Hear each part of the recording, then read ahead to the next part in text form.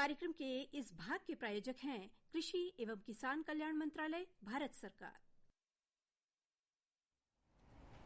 किसान वाणी कार्यक्रम सुन बाड़ा सभी किसान भाई बहना कहते हैं आपका साथी मुकुट बिहारी मीणा और आपकी बीनू बहन को घणो घणो राम राम। राम राम बीनू बहन, आप कहता है भी घणो घणो राम राम।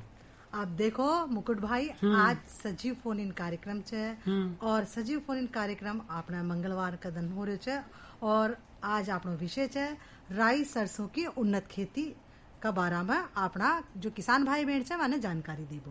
तो आज अपना विशेषज्ञ होगा श्रीमती मोना राठौड़ जी, जो कि कृषि अधिकारी छे, सहायक निदेशक कृषि विस्तार कार्यालय झालावाड़ में। और देखो अब अपना स्टूडियो का फोन नंबर बताओ आप। अपना स्टूडियो का फोन नंबर छे 07432232593। इससे संबंधित कोई भी प्रश्न अपना जो किसान साथी छे वहाँ को हुआ तो वह अपने स्टूडियो में जो अधिकारी बैठे हुए हैं वहाँ से फोन करके अपनी समस्या को समाधान पा सके छे। और देखो बिनवान अपना जो अधिकारी है आज का श्रीमती मोना राठौड़ जी, तो वो भी पधार चुके थे, तो कार्यक्रम में को भी घणो घणो स्वागत है। मैम राम राम। राम जी राम राम। तो आपनो आज सबसे जो विषय है राई सरसों की उन्नत खेती, तो आयो उन्नत खेती काई हो चा अपना किसान भाई बहना का ताई सबसे पहले तो आप यही बताओ सा। जी, उन्नत खेती की जैसे आपने बात की है, तो उन्नत खेती का मतलब है उन्नत विधियां। उन्नत विधियों के लिए हमें उन्नत किस्में अपनाना पड़ेगी और उन्नत तरह की तकनीक अपनाना पड़ेगी। बुआई से लेके कटाई तक जो भी उन्नत तकनीकें हम काम में लेते हैं वो हमारे किसान को अपनाना पड़ेगा। जी, जी। तो हम देखा जाए तो सरसों एक हमारे राजस्थान में एक तिलनी फसल है, तेल वाली फसल है। और ये जो सिंचित और जो बारानी क्षेत्र होते हैं उनमें भी अच्छी पैदावार देती है। दोनों ही तरह के क्षेत्रों में ये फसल उगाई जाती है और कम सिंचाई की सुविधा होते हुए भी ये और कम लागत में भी ये फसल अधिक लाभ देती है। मैम आप एक श्रोता फोन लाइन पर जुड़ चुके हैं। हेलो, ऐसे संपर्क न पायो तो अपन बातचीत करे राई सरसों की उन्नत खेती की। जी, तो सबसे पहले अगर अपन बातचीत करा तो अपना जो किसान साथी है वहाँ के किस प्रकार से तैयारी करनी चाहिए। तो सब उन्नत खेती की अगर हम बात करें तो सबसे पहले किसान को उन्नत किस्में की जरूरत पड़ेगी। तो किसान को उन्नत किस्में कौन कौन सी उन्नत किस्में काम में लेनी चाहिए बुआई के लिए। तो सबसे पहले हम बात करें, एक सबसे अच्छी किस्म है जो है DRMRIJ, जिसको हम गिरिराज नाम से भी जानते हैं। इस किस्म की ये खासियत होती है कि ये सिंचित क्षेत्रों के लिए ज्यादा उपयुक्त है और इस किस्म की जो पकाव अवधि है वो है 122 से 124 दिन में ये पककर तैयार हो जाती है। मैं अपनी बातचीत अपन जारी रखाना। एक श्रोता पर से जुड़ चुकिया। हेलो हेलो हेलो, तो अपन बातचीत करे राई सरसों की उन्नत खेती की। जी, तो हम जो जिस वैरायटी की बात कर रहे हैं उसको हम गिरिराज नाम से जानते हैं और इस वैरायटी की ये खासियत है कि ये सफेद रोली जो रोग होता है उसके प्रति प्रतिरोधी होती है। और इसी के साथ हम आगे दूसरी वैरायटी की बात करेंगे, RS 761। जी जी, ये वैरायटी जो है पाले के प्रति सहनशील होती है। जहाँ पाला ज्यादा पड़ता है वहाँ पे हमारे किसान इस वैरायटी की बुआई कर सकते हैं और ये वैरायटी भी 25 से 27 क्विंटल प्रति हेक्टेयर उत्पादन देती है और कम सिंचाई में भी अच्छी पैदावार देती है। आप अपनी बातचीत जारी रखाना। एक और श्रोता पर से जुड़ चुके हैं। हेलो, हाँ राम राम साहब। हाँ बोलो साहब, कई समस्या है आपका।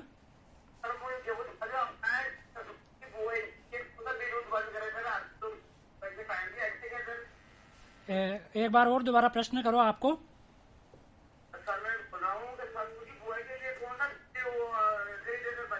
अच्छा, कौन सा बीज आप खरीदे? जी आपको बता रहे, ध्यान से आप सुने। जी कैलाश जी, मैं अभी बीज के बारे में ही बता रही हूँ, आप ध्यान से सुने। कौन कौन सी किस्म अच्छी होती है और आप कौन कौन सी किस्म ले सकते हैं, उसी के बारे में हमारी बात चल रही है। तो हम बात कर रहे थे RS 761 की। जी। उसके बाद हम एक दूसरी वैरायटी की बात करेंगे, RS 725। ये वैरायटी जो किसान देरी से बुआई करते हैं उसके लिए उपयुक्त है और ये असिंचित और सिंचित दोनों ही क्षेत्र में बोई जा सकती है। और इस वैरायटी की ये विशेषता होती है सघन बुआई, इस वैरायटी के लिए हमें सघन बुआई करनी पड़ती है और इसकी जो फलिया वाली शाखाएं होती है लंबी, और इसका फुटान भी अच्छा होता है। उसके बाद हम आगे बात करते हैं RH30 की। तो ये वैरायटी मोइले का जहाँ ज्यादा प्रकोप होता है, ऐसे एरिया के लिए अच्छी है। ऐसे क्षेत्रों में हम इस वैरायटी की बुआई कर सकते हैं। उसी के अलावा जो इसकी उपज है वो 16 से 20 क्विंटल प्रति हेक्टेयर इसकी उपज होती है, और ये वैरायटी भी हम देरी से बुआई के लिए उपयुक्त मानी जाती है। ठीक है, आप बताए आपकी समस्या को समाधान मिल चुके होगो। फोन करने के लिए घणो घणो धन्यवाद। मैम, एक और श्रोता आप से जुड़ चुकिया। हेलो, हाँ, कौन साहब बोल रहे?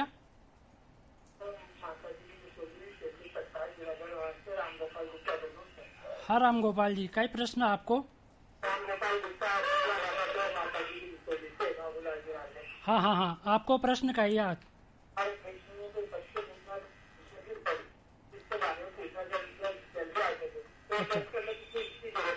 अच्छा अच्छा, सरसों की जा जल्दी आ सके फसल।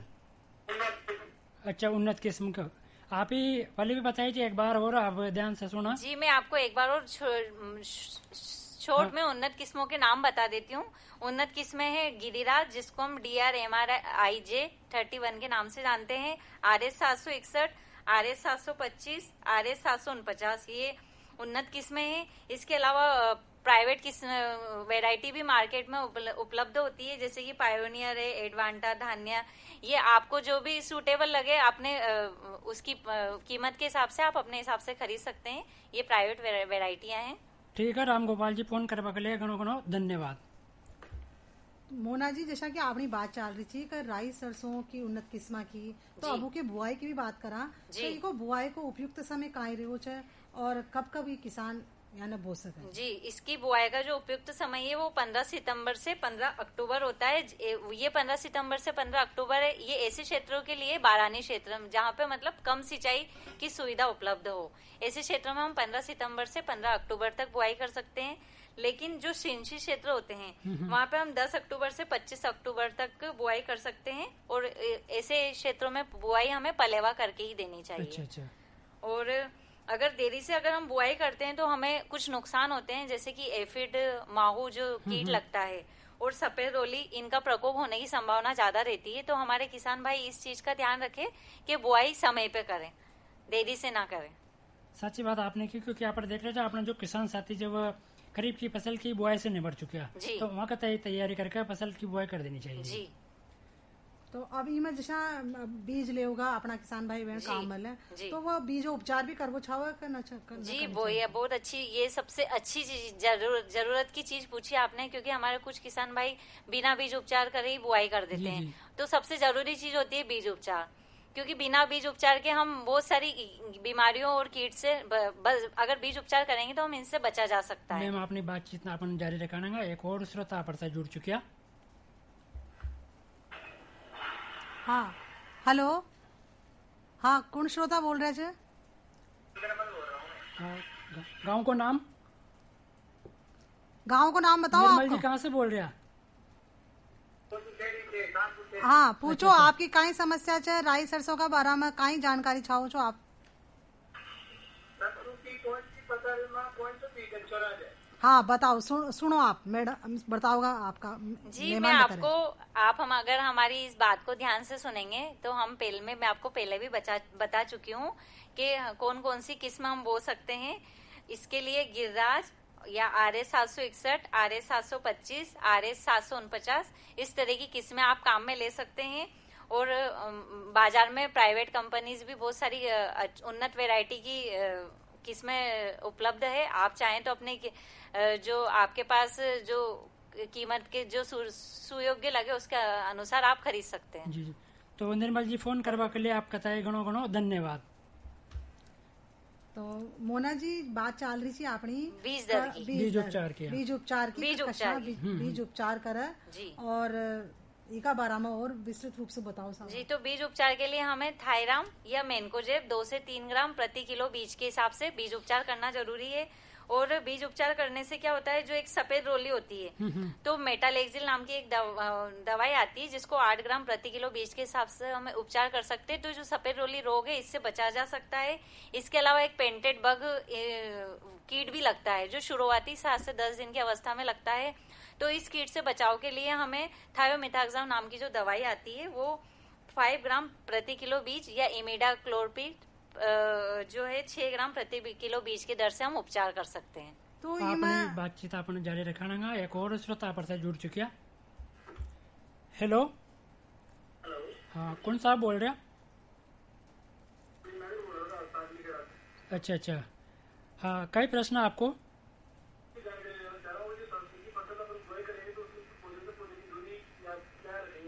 अच्छा अच्छा, पौधे से पौधे की दूरी, जी ठीक है। आप बता रहे थे, ध्यान से आप सुनो।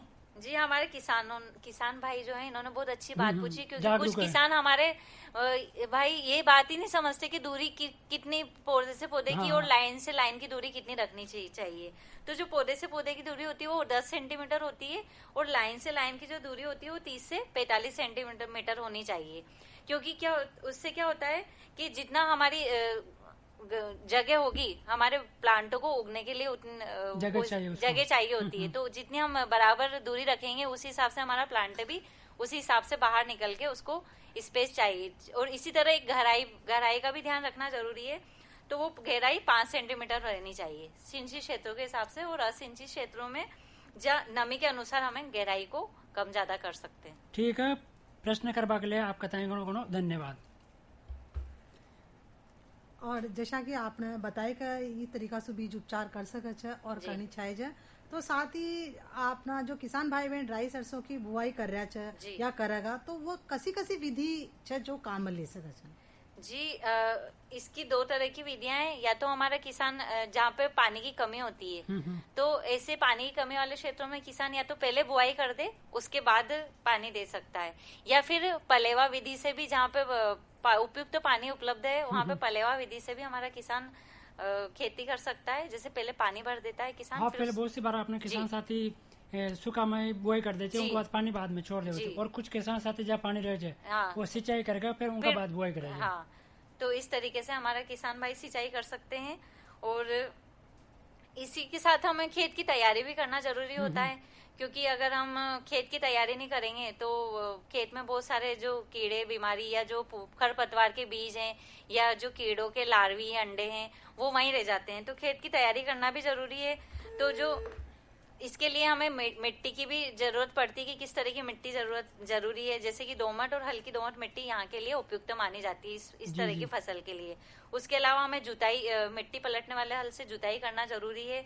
और जो हम जुताई करते हैं वो 3 से 4 सप्ताह बुआई के 3 से 4 सप्ताह पूर्व हमें जुताई कर देनी चाहिए। अच्छा।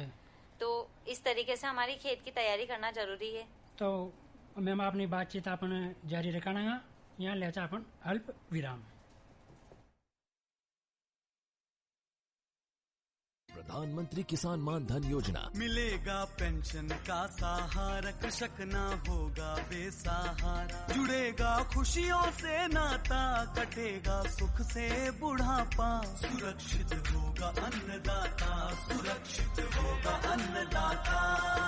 प्रधानमंत्री किसान मान धन योजना से लघु सीमांत किसानों का भविष्य होगा सुरक्षित। और 60 वर्ष की आयु से 3000 रूपए मासिक पेंशन होगी सुनिश्चित। 55 रूपए से 200 रूपए की मासिक किश्त देकर प्रवेश कर सकते हैं। 18 से 40 वर्ष तक के किसान इस अंशदायक योजना में सरकार देगी बराबर का योगदान। सभी किसान भाई बहन इस योजना के लाभ के लिए जन सेवा केंद्र में जाएं और अपना निःशुल्क नामांकन कराएं। प्रधानमंत्री किसान मान धन योजना, अन्नदाता के परिश्रम को संबद्ध, पेंशन से सुरक्षित उनका कर। कृषि एवं किसान कल्याण मंत्रालय, भारत सरकार द्वारा जनहित में जारी।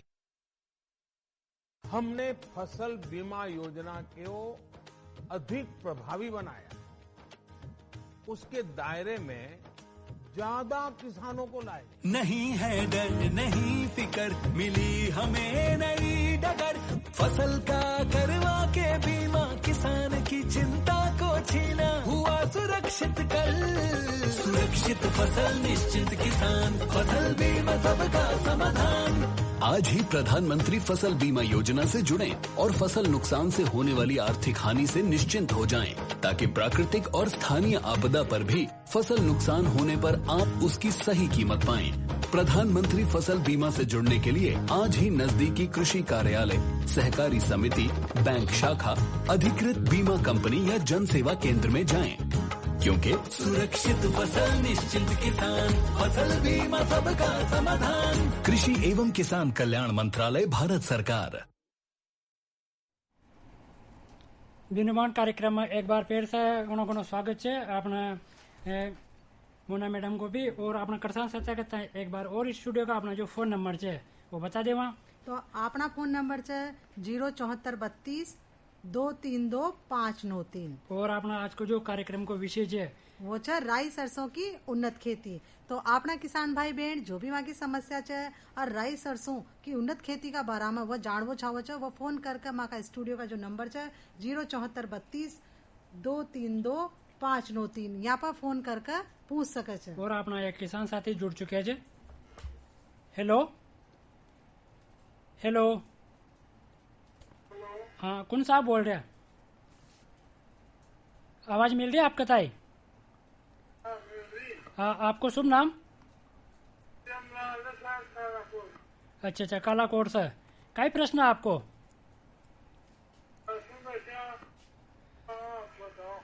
सरसों सरसों की बुआई किसी किस्म को करना चाहिए क्योंकि पूछ रहे थे, यही प्रश्न है ना आपको? ठीक है, आपका ताई बता रहे हैं, ध्यान से आप सुनो। जी, जो सरसों की किस्म है वो है गिरिराज, RS 761, RS 30, RS 749 और RS 725। इसके अलावा और भी प्राइवेट किस्में भी होती है, वो उनका दाना मोटा और चमकदार भी होता है, वो भी अच्छा उत्पादन देती है। आप चाहें तो वो भी खरीद सकते हैं। और एक और श्रोता पर से जुड़ चुकी है। हेलो, कौन साहब बोल रहे हैं? हाँ, हरि प्रकाश जी, कहाँ से बोल रहे हैं? अच्छा अच्छा, क्या प्रश्न है आपको?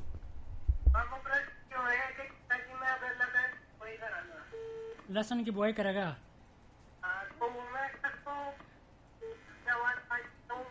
देखो हरि प्रकाश जी, आपने आज को जो कार्यक्रम को विषय है वो है राई सरसों की उन्नत खेती। इससे संबंधित आपको कोई प्रश्न हो तो आप मैडम जी बैठे हुए वहाँ से पूछ सके छे, और एक अलावा आप कृषि विज्ञान केंद्र से भी सलाह आप ले सको जो। हाँ, तो मैडम जैसे अपन बातचीत करे राई सरसों की उन्नत खेती की, तो अपना जो किसान साथी है वह बीज दर की मात्रा कत्ते रखे? जी, बीज दर जो रहती है, जो शुष्क क्षेत्र जो होते हैं जहाँ पे पानी की कम मात्रा होती है, कम मात्रा में उपलब्ध होता है, वहाँ हम 4 से 5 केजी प्रति हेक्टेयर ले सकते हैं। हेलो हेलो, हेलो, हाँ कौन साहब बोल रहे हैं? अच्छा अच्छा, हाँ शिव प्रकाश जी, कहाँ से बोल रहे हैं? हरिगढ़ से। हाँ, क्या प्रश्न है आपको?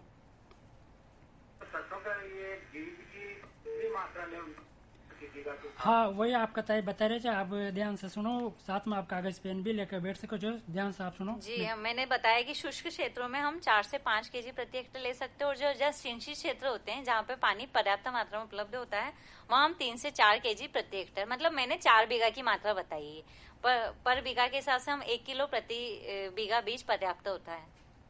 जी जी, तो अभी के साथ साथ एक बात यही बताओ कि जैसा बीज मात्रा तय कर ली अपना किसान भाई बहन ने, तो फिर उनके लिए खाद कशो उपयोगी रहेगो और उनको उर्वरक प्रबंधन कशा कर, इस संबंध में अपन बातचीत जारी रखना। एक और श्रोता पर से जुड़ चुके हैं।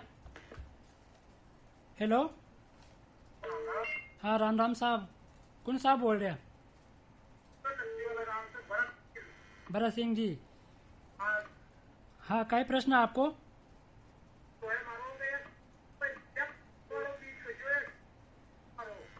सरसों के बीज? अच्छा, अच्छो बीज कैसे हो? आपका ताई पहले भी बताया, एक बार और आप ध्यान से आप सुनो। जी, हमारे किसान भाई लगता है मुझे कि ये हमारी बात सुन नहीं पा रहे हैं और ये बार बार एक ही प्रश्न बार बार रिपीट कर रहे हैं, फिर भी मैं इनको एक बार और बता दूं।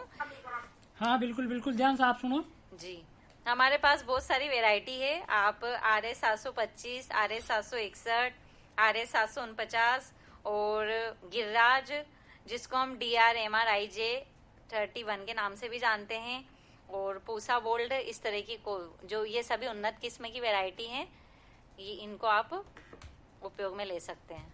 हेलो, हाँ नमस्कार, कौन बोल रहे साहब? थोड़े सर बात करनी।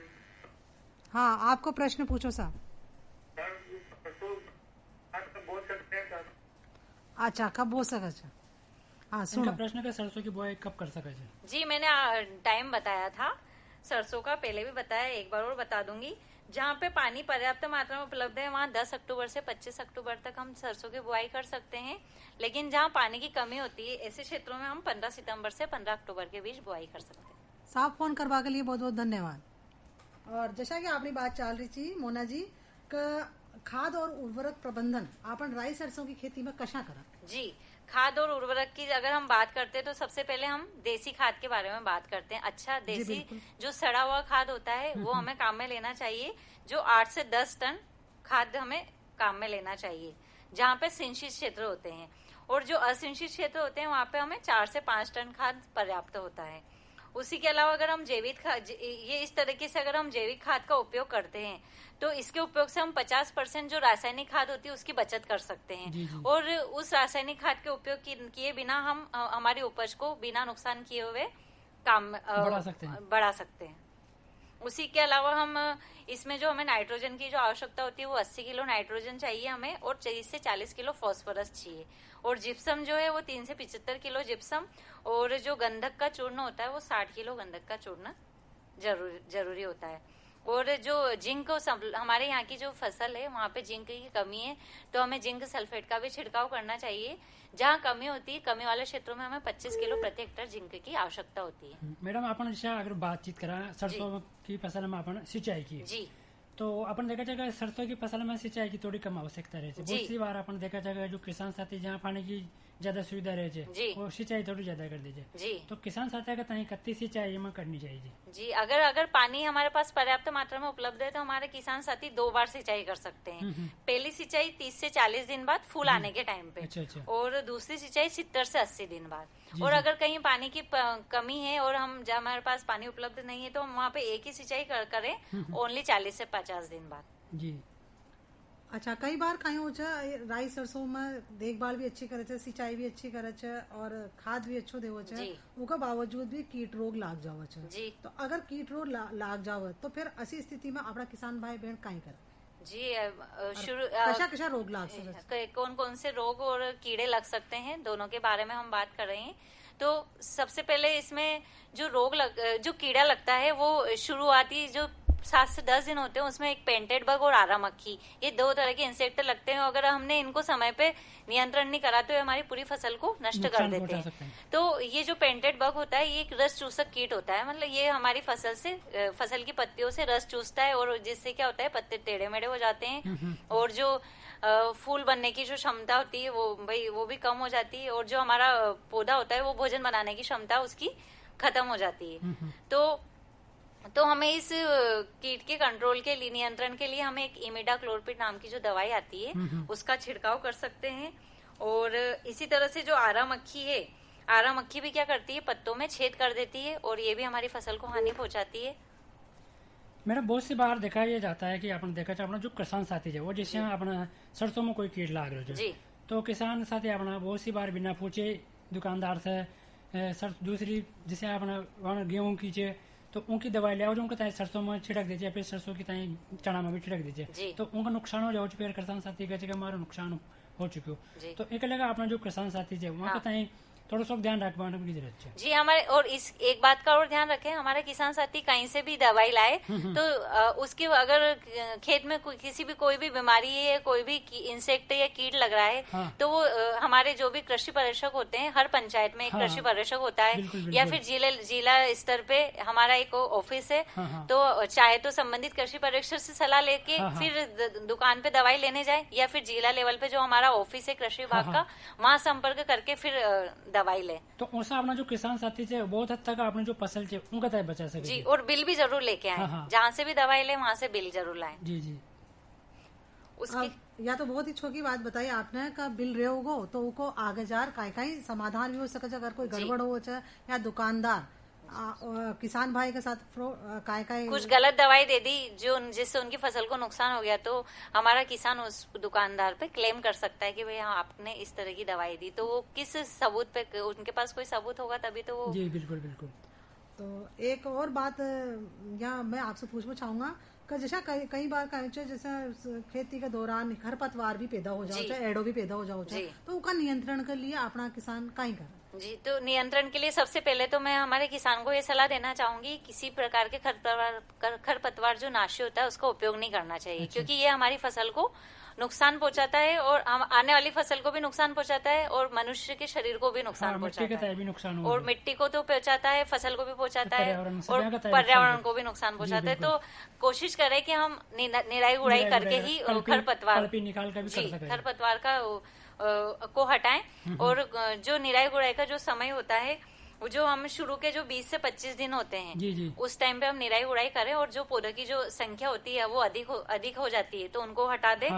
और उसके साथ साथ जो पौधों की दूरी इस तरीके से रखें कि वो 10 से 15 सेंटीमीटर और बाकी पौधों को हटा दें। जैसे ज्यादा उग जाते हैं उनको जी निराई गुड़ाई करते वक्त 10 से 15 सेंटीमीटर की दूरी रखते हुए बाकी पौधों को हटा दें। उसके अलावा भी अगर हमारे किसान भाई चाहें कि बाद में खरपतवार नहीं उगे, तो बुआई के समय फ्लूक्लोरेलिन या पेंडेमिथिलिन नाम की जो दवाई आती है उसका छिड़काव कर सकते हैं।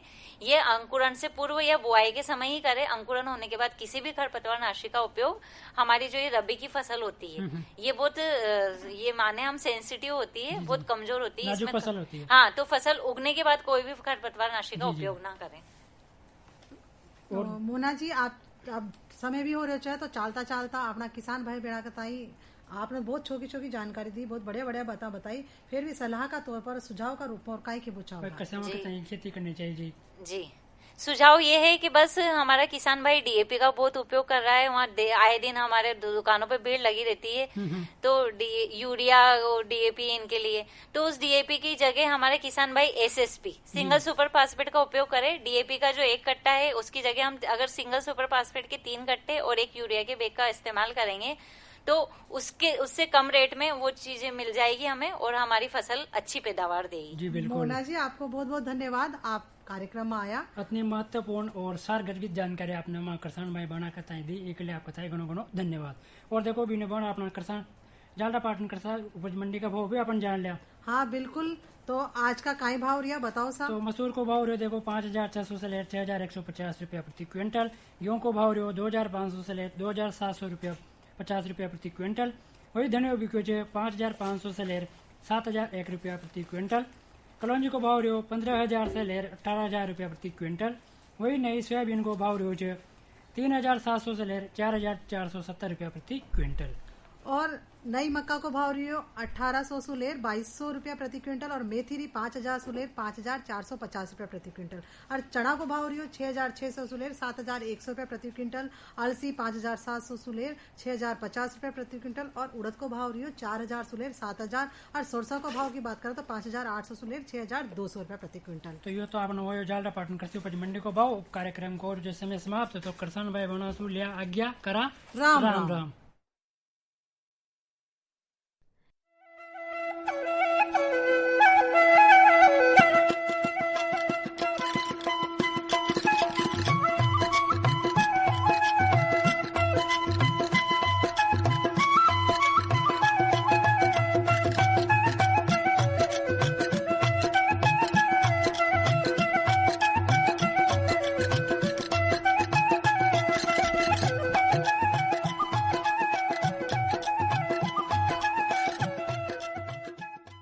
कार्यक्रम के इस भाग के प्रायोजक थे कृषि एवं किसान कल्याण मंत्रालय, भारत सरकार।